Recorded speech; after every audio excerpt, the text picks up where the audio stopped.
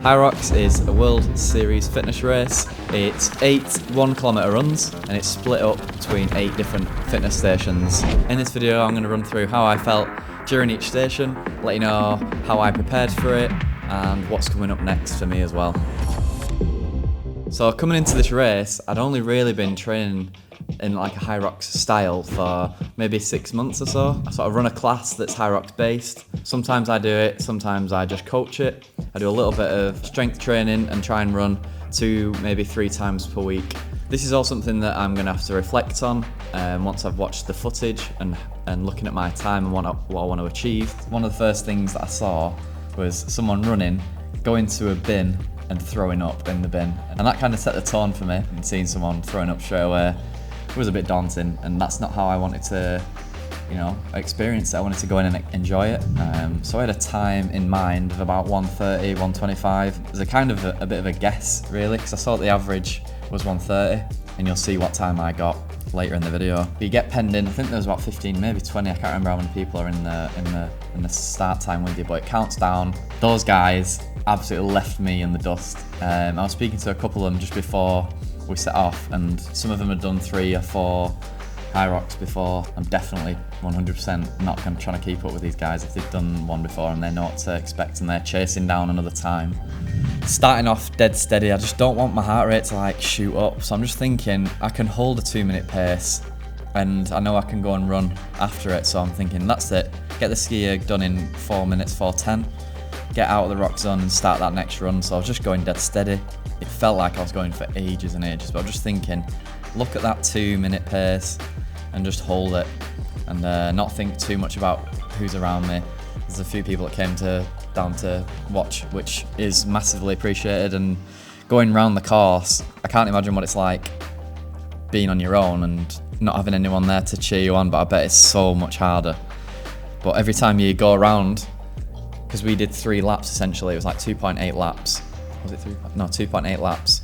You got to see everyone that's cheering you on like 3 times every run, and then when you're on your station, the next year. So it's like amazing to have people there and shouting your name and just saying keep going, keep your head up, you're looking strong, all these sorts of things to, it makes you a little bit more motivated to keep going and keep pushing. I ended up running about nearly 11 kilometers in total because the rock zone, there's space in the rock zone that isn't in the 1 kilometers. Focusing on that speed, I was looking at the watch when I left the rock zone to track that K and just trying to keep it anywhere near 5 minutes. I'd not set my watch up properly, which is something that I'll need to look at. With the Apple Watch, I was just literally looking at the time, not the distance, because if I was looking at the distance, I learned very quickly that the rock zone obviously was extra distance. So you have to make sure you do that 2.8 laps or you get penalties. I saw someone had a 30-minute penalty. Well, before you actually leave the pen, they say, so you're going to see the in sign 3 times. Once you see it the 3rd time, go in. And we ran out straight away and saw the in sign, so I was like, does that count or not? I went round, saw it again, so in my head that was 2. Came round, saw it again, that was 3, but on my watch I'd been running for 3 minutes. And I'd never run 3-minute kilometers. So I was like, there's no way. And I saw people in my wave going in, and I was like, how are they so far ahead? And luckily I thought, there's no way. I went again round. As soon as I then got to the in, which was then the 4th time I'd seen it, my watch buzzed for a kilometre. So I bet loads of people got that wrong, but luckily I didn't. And I think it would have been a 5-minute penalty, 3-minute penalty. But yeah, I don't know how that guy got 30-minute penalty. Then we're on to the sled push. The guy who was judging me here didn't feel like he was judging me. It felt like he was motivating me more than anything, which is nice, especially on the last length. He said, you're not stopping now, you got to do the whole thing. And I thought, Christ, I'm not going to be able to run after this, because I was pacing myself. I think I went full length and then I did half a length, and I was like, then broke it down into halves. But I got to the last 10 meters and he said last 12.5 meters, and he was saying, no, you have to do the whole thing without stopping. And I was like, all right, whatever. So he really made me push, and then my legs did feel heavy, and you'll see coming out of that sled push was just really, really tough. So I knew that they gave you chalk for the stations on the pull and the farmers carries. You can see me getting some chalk there. The chalk wasn't great. I usually use liquid chalk in the gym, so that's what I'm used to, and that's amazing. It literally like stays on your hands for ages. So maybe in my warm-up next time, I'm gonna take some liquid chalk to put on my hands, and it will stay on for the whole time because it's really good quality. I think the sled pull was probably my favourite. I felt really strong. It didn't feel heavy at all because I've been training with like the pro weights and even a bit heavier. So it did feel really good. Managed to run from one side to the other. You'll actually see me fall backwards, but that wasn't because I was looking to gain any advantage. I literally just fell and stumbled. I think the judges didn't see it, and I think if they did, I don't think I would have been penalised because it was a genuine fall. Probably because I was pulling it too hard. I needed to just watch my steps, so yeah, they didn't see me, and I think it would have been really harsh to penalise that. But I did briefly step out of the box, but I feel like that is just not, that'd be really harsh to penalise. Because if you don't know, you have to stay inside that 1 metre square.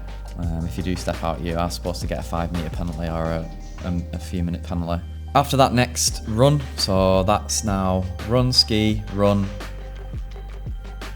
pull, push, run, pull, run.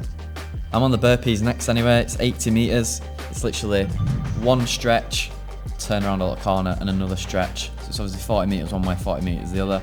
And every time I landed, I looked to see how far I had to go and if there's anyone in front of you, because you have to be careful. Some people are going a little bit slower than you might want. You might be going a bit slower than the people behind you, so looking ahead. The technique that I found really helpful was once I'd stepped once, step straight into it and swing the arm straight away and go. Obviously on this next 40 metres, it's less like that. It's more of a pause at the bottom, a little bit of a pause as I stand up. But for the first 40, it felt pretty good to swing that second standing leg up and go straight away. Then it's the kilometre run again, and we're on to the row next, which is number 5. Again, pretty comfortable. I did it in about 4 minutes. Felt the row was okay, 2 minutes per 500, so 4 minutes in total. I was then onto the farmer's carries, and the chalk on this really was rubbish. I managed to kind of run with them for the first sort of 100 metres, and because it's obviously 200 metres, I got halfway pretty quickly. And then you can see this guy saying, "Get out of the way." Like, I was going a bit slow for him. The chalk wasn't great, and I can blame the chalk all I want, but at the end of the day, it's my grip strength and training that kind of let me down on these.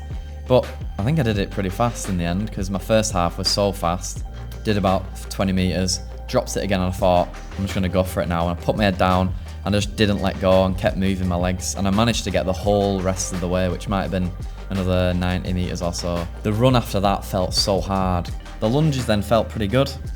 20 kilo sandbag, lock it in, 1 foot after the other. I tried to go left, right, step together, left, straight into the right, step together.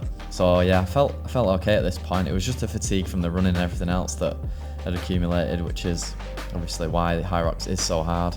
The runs are obviously getting harder and harder now, but this is the last run before the wall balls, so I thought I'll dig deep now, and I was thinking if I'm going to beat 130, I've just got to keep pushing. Legs felt super heavy, but I'd held back the whole race. And in hindsight, maybe I should have pushed a bit more, but it's on the day, I didn't want to end up like our mate at the beginning throwing up, so I thought I'm not going to absolutely kill myself doing it. First time I've done wall balls with a proper ball. Our gym is lacking in that sense, because we've just got they're weighted with sand, and it kind of like throws the ball away. We don't have a target. We kind of just throw it up at this wall, and you can see in our gym there's like big streaks of where the wall balls have been thrown at. And I've been training with a 9 kilo sand ball, I should call them, because I knew that it was going to be so hard at the end. I think training with weights that are harder than they are in competition is useful.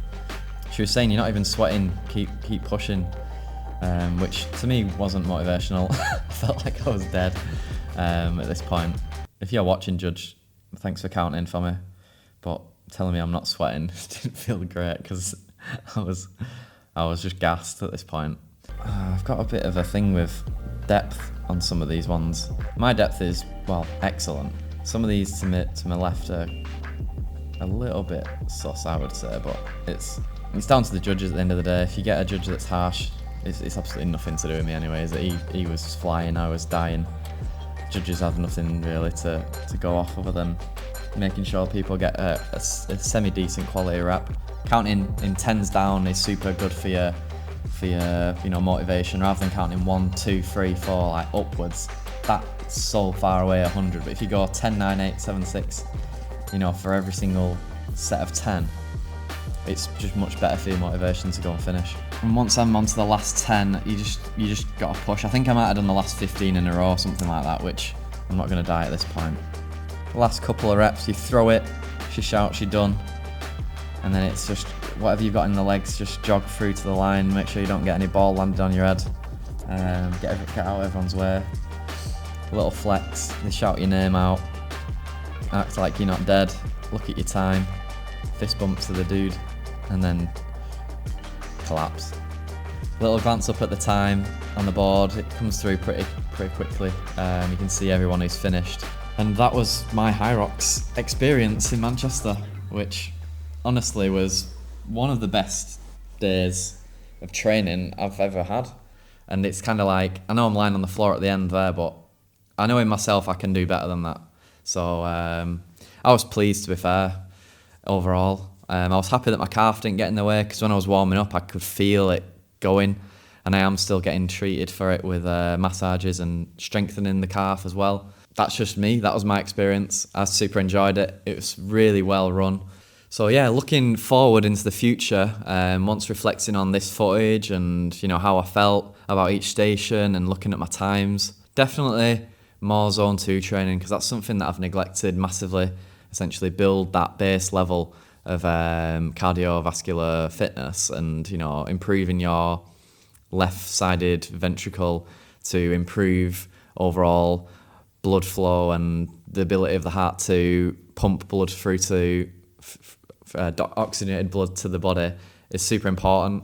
So that's something that I've 100% neglected. Like, it's just not something that I enjoy, so I just didn't do it. And going into it and seeing a 126 when I know I can do better is, if I do more of that, as well as healing the calf. I'm looking to try and get 10 minutes off in January. That's Manchester again, it's solos again. I know exactly what to go into it. I know I can push it that little bit more.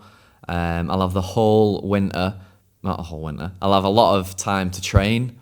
I've got the Stockholm duos with Sean coming up on the 7th of December, which is going to be amazing. We're proper looking forward to that, pushing each other and getting as fast a time as possible. So then when we do it again in Copenhagen as a duo, we can improve on that time. But for me, that's going to be an enjoyable event, but it's going to be a training session for my January Hyrox on my own again. So to conclude, we've got the doubles coming up in Stockholm, which will be an amazing event. We'll hopefully get some footage and photos of that. Then we've got Cape Town, where there's going to be some training sessions and some downtime as well with the sunshine. Then we come back for Christmas, lots of training, hopefully over a week in Manchester. And then it's 3 weeks back in Leeds before coming back to Manchester Hyrox for the solos. So keep your eyes peeled for that content, and let me know if you've got any events coming up in the comments down below. If you've not already, it means a lot if you do subscribe, and I'll see you in the next video.